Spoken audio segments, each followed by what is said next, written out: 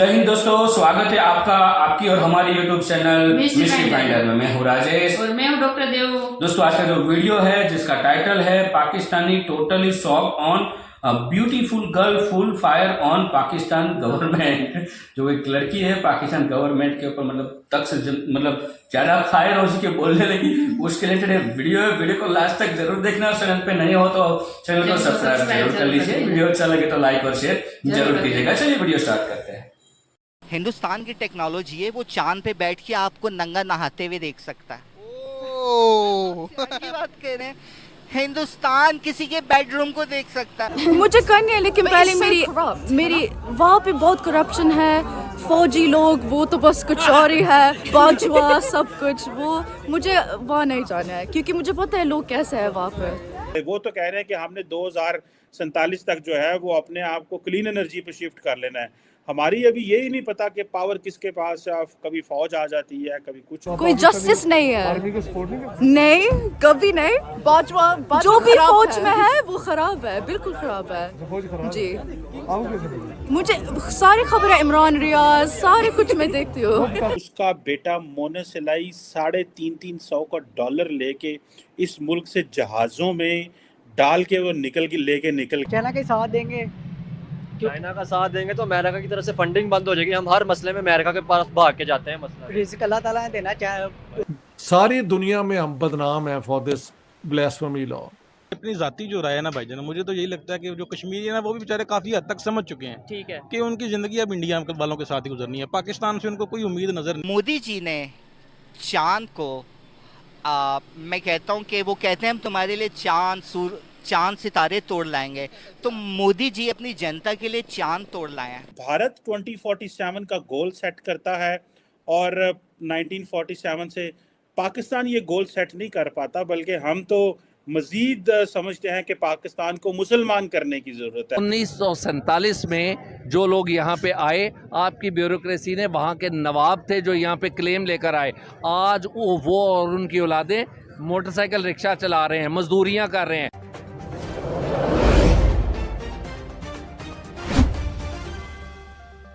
खड़े होते तो अब तक मेरे ख्याल से कश्मीर जो है वो जरूर आज़ाद हो जाता है। पाकिस्तान भी कश्मीर के इशू पे जो वो स्टैंड नहीं कर रहा है इस टाइम, तो जो हालात नजर आ रहे हैं बाकी दुनिया को। हम ये कभी 5 अगस्त को इस तरीके से रैली निकालते हैं कि भाई आर्टिकल 370 हटा दिया गया तो ये हो गया। कभी 5 फरवरी को कश्मीर डे मनाते हैं, और कश्मीर जब भी कोई इलेक्शन आता है बात तो हम करते हैं। ये तो सिर्फ एक अपनी आवाम को खुश करने के लिए करते हैं ना। खास तौर पे कश्मीरियों को हमने ये दिखाया हुआ है कि जी हम आपके साथ हैं, लेकिन ऐसा कोई मामला नहीं है। वो बेचारे हमें मरी जा रहे हैं, पिस रहे हैं, हमारी कोई सपोर्ट नहीं है कश्मीर के साथ। ये सिर्फ दिखावा ही है। अभी खबर ये है कि एक अरब इन्फ्लुएंसर है जिसका नाम है अमजद ताहा, वो इंडिया साइड कश्मीर में गए हैं और वहाँ पे जाके उन्होंने वीडियोस वगैरह वो रिकॉर्ड करते हैं। उन्होंने वीडियो रिकॉर्ड किया, बच्चों से पूछा आप कहाँ से बिलोंग करते हैं, कौन है, तो उन्होंने ये बताया कि हम इंडियन कश्मीरी हैं, हम इंडिया से बिलोंग करते हैं, और बड़े प्राउड वे में उन्होंने बताया है। क्या समझते हैं, इंडिया वहाँ पे उस तरीके से डेवलपमेंट कर रहा है जिसकी वजह से अब बच्चों के जो है वो इस तरीके से माइंड में ये आ चुका है कि भाई हम इंडियन हैं, और डेवलपमेंट को देख के वो अप्रिशिएट किया जा रहा है। मेरी अपनी जाती जो राय है ना भाईजान, मुझे तो यही लगता है कि जो कश्मीरी है ना वो भी बेचारे काफी हद तक समझ चुके हैं। ठीक है कि उनकी जिंदगी अब इंडिया वालों के साथ ही गुजरनी है। पाकिस्तान से उनको कोई उम्मीद नजर नहीं आ रही। सिर्फ उनको ये बस हमारे जो रेलिंग वगैरह बता रहे हैं यही चीज नजर आ रही है। साल में 1-2 दिन हम वो करते हैं, वो मखसूस दिन रखे हुए हैं ना हमने। ठीक है, जैसे वो त्यौहार एक मना लिया, बस वो मना लिया जी, बस बात खत्म हो गई। ठीक है। अच्छा, और फिर बड़ा जो मेरे माइंड में क्वेश्चन आता है कि अगर हम कश्मीर करते भी हैं तो पाकिस्तान में भी कश्मीर का हिस्सा है, उसके लिए तो हम बात करते नहीं, उसमें डेवलपमेंट के लिए नहीं बात करते, हमें हमेशा वो दूसरे साइड का कश्मीर। बात वही आ गई ना भाईजान के कोई सब अपना मफाद सोच रहे हैं, कोई किसी का नहीं सोच रहा। ठीक है, यहाँ पाकिस्तान की आवाम का कोई नहीं सोच रहा, कश्मीर का तो बड़ी दूर की बात है। वो तो कह रहे हैं कि हमने 2047 तक जो है वो अपने आप को क्लीन एनर्जी पे शिफ्ट कर लेना है। हमारी अभी यही नहीं पता कि पावर किसके पास है। कभी फौज आ जाती है, कभी कुछ होता है, कभी अदालतें आ जाती हैं। तो सर हमें बताएं डॉक्टर साहब। मेरे ख्याल से आपके सवाल के अंदर ही तो जवाब है कि एक मुल्क ने अपने गोल सेट किए 1947 में कि हमने एक सेकुलर लिबरल इंक्लूसिव डेमोक्रेसी बनना है, और कॉन्स्टिट्यूशन बनाई कि हमारी हुकूमतें हमेशा इलेक्ट होंगी। और वो उन्होंने 1952 में इलेक्शन करवा लिया। 1952 में 50 में उनकी कॉन्स्टिट्यूशन बन के इम्प्लीमेंट होनी शुरू हो गई।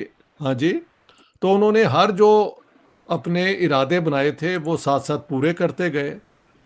उन्होंने जवाहरलाल नेहरू और मौलाना अबुल कलाम आज़ाद जो एजुकेशन मिनिस्टर थे, उन्होंने शुरू से साइंटिफिक एजुकेशन को प्रायोरिटी दी ताकि हिंदुस्तान आने वाले वक्त में कभी किसी कॉलोनियल पावर का वो क्या कहते हैं उसके सामने मजबूर ना हो। और उन्होंने जो भी अपनी तरक्की की है उसके अंदर ठीक है, सबसे बड़ी कंट्रीब्यूशन सोवियत यूनियन की है कि उन्होंने उन्हें हैवी इंडस्ट्री लगाने में बहुत मदद की। और लेकिन उनकी एक के बाद जो भी हुकूमत आई उसमें उन्होंने इस किस्म के societal goals, social goals, economic goals वो बनाए, उनमें गलतियां भी हुई लेकिन साथ साथ करेक्शन होती गई। और अब तो मैं जो 3 महीने देख के आया हूँ, किसी को भी नज़र आ रहा है कि India is the emerging great power in the world. उनकी इकॉनमी बहुत मजबूत है, उनकी इंस्टीट्यूशंस बहुत मजबूत हैं।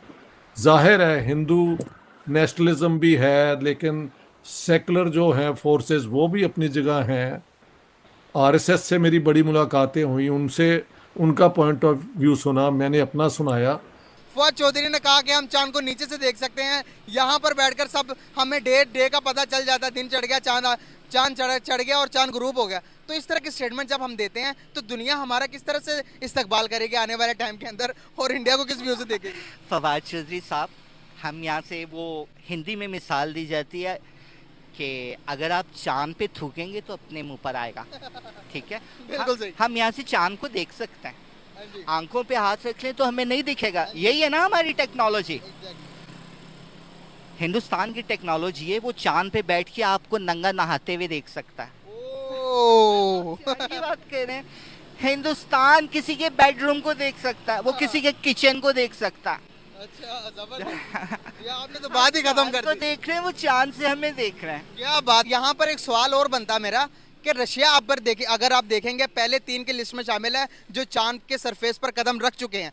तो अभी देखते हैं अब अगर इंडिया चांद के सरफेस पर सही तरह कदम रखता है तो चौथा बड़ा देश बनेगा। तो आप यहाँ पर देखते हैं कि इसमें रशिया का क्या बेनिफिट होगा कि रशिया तो इंडिया से पहले भी चला जाएगा, तो रशिया तो पहले भी वहाँ पर जा चुका, तो इंडिया के साथ मुकाबले की क्या यहाँ पर कोई बात, यहाँ पर कोई समझ नहीं आ रही, क्या कहना चाहेंगे? देखें, जब ये ट्रिपल CP हुआ करता था, USSR, जब रशिया कंबाइन था, हिंदुस्तान दुनिया को ये बताना चाह रहा है कि हिंदुस्तान कितना बड़ा लीडर है।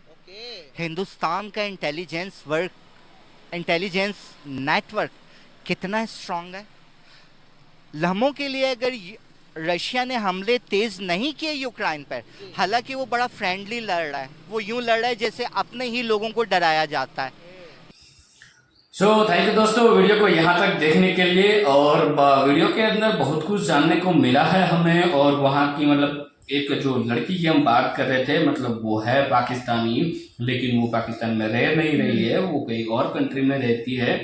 तो वहाँ से मतलब उसको पूछा गया है कि आप क्या फील करते हो पाकिस्तान की मिलिट्री के लिए और पाकिस्तान के लिए। हाँ, तो उसने तो मुंह पे ही जवाब दे दिया पाकिस्तान से, मतलब क्या कितनी वो नफरत अब कर रही है। और उसकी मिलिट्री के बारे में मतलब उसका तो नाम ही मत लो, वो कोई है ही नहीं मिलिट्री जैसे, वो लोग अच्छे ही नहीं, मतलब बुरे लोग हैं मिलिट्री वाले से।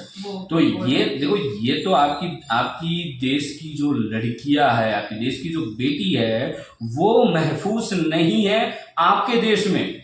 जबकि इंडिया में हमारी जो बेटियां है ना, रात के 12 बजे भी सड़कों पे अकेली निकल सकती है। उसको किसी की हिम्मत नहीं कि वो कोई उसको टच भी कर सके।